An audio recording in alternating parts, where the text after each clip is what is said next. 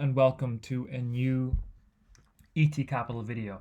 So, today I'm going to be talking about this topic right here. What should I trade?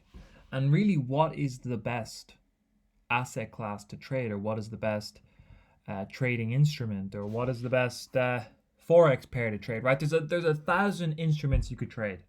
There's probably far more than that. In fact, there's so many assets you can trade, right? And it's can be quite difficult when you first start out trading, trying to pick what you want to trade. And I'll just give you, for me, when I first started trading, I had no clue what to trade, and I started looking at, kind of as a lot of people do start. I was just looking at stocks, and I was kind of in that sort of position where wasn't sure if I was investing, if I was trading, wasn't really sure what I was doing. I was just messing around with a few stocks, throwing a few, small little chunks of money in Tesla, in Apple stock, so on and so forth, just buying and selling and ultimately just losing a bit of money or making a tiny little bit of money and having absolutely no clue what I'm doing, right?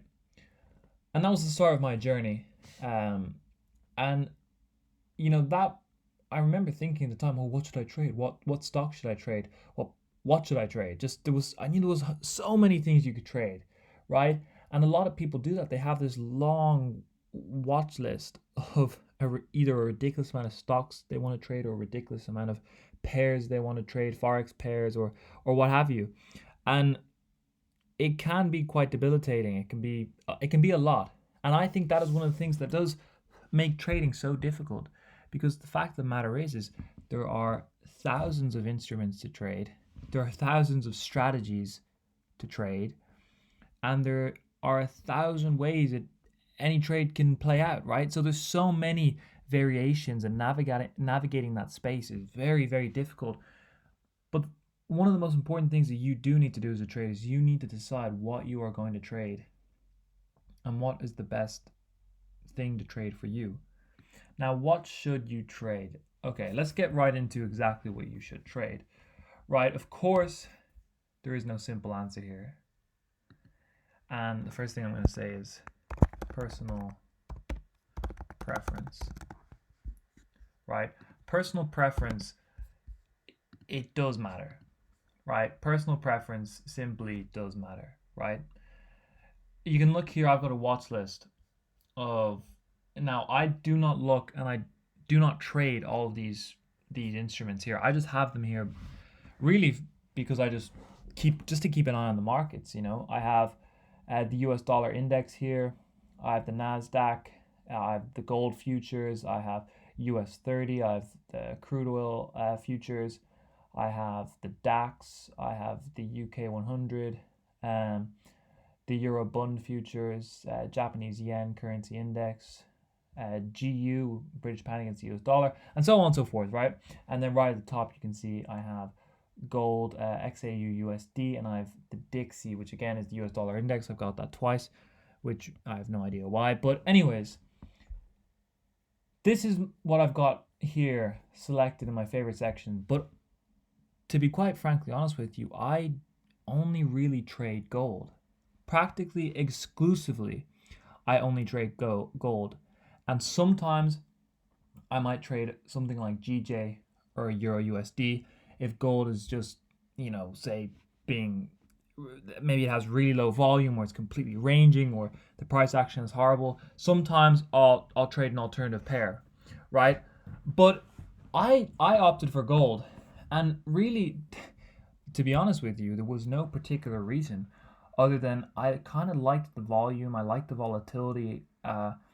It just attracted me, and I've always liked gold. Really, I've always liked gold, and it just something about gold attracted me, right? And I think another thing that attracted me is I knew that in trading gold, I only really had to take care of understanding the U.S. Economic reports. Because, for example, if I'm trading Euro USD, I've got to keep a close eye on all of the European economic reports and the US dollar reports. With gold, you can kind of just focus on the US economic reports. So that was another thing. But really, it was just a personal preference choice. I looked at a lot of, I tried to trade a lot of different things. Was the point I had loads of different currency pairs on my watch list, and ultimately I just like gold. I like the way it moves. I like its volatility, and I opted for that, right? And again, I could have opted to trade so many different instruments, right? I could have traded stocks. I could have traded, um, the US 30, so on and so forth. And to be honest with you, I I chose gold XAUUSD just because I liked the volume. It was that simple. That was my personal preference. And this is kind of the core point, that it's not that important. It's not that important. It's just not that important, right? What you trade. I think the big thing that I would say is you have to have some personal interest in it. You have to have some interest in what you're trading, I would say. I mean, if I was to give you one advice, for example, if you do, if you much prefer looking at, say the economic reports based around the British pound, well then maybe trade a British pound cross pair, right? Or, you know, or if you just like the stock market, trade the US 30, right? Um, there really is no, the point is it really does not matter that much, right? It does not matter that much. It's just really down to personal preference and just what you deem as interesting.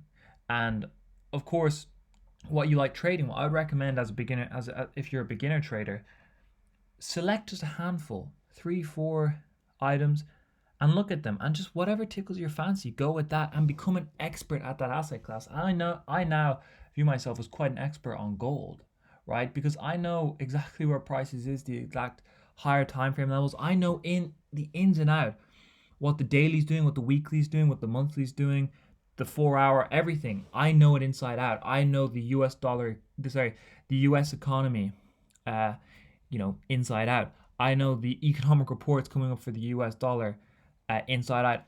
I know how gold moves when the stock market moves. I know how gold moves when the US dollar index moves, right? I know how all of this interconnected things works, and that gives me a bit of an edge.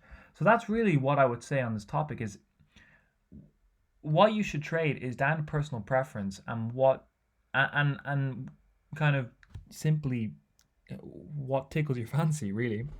So basically, it's just down to personal preference.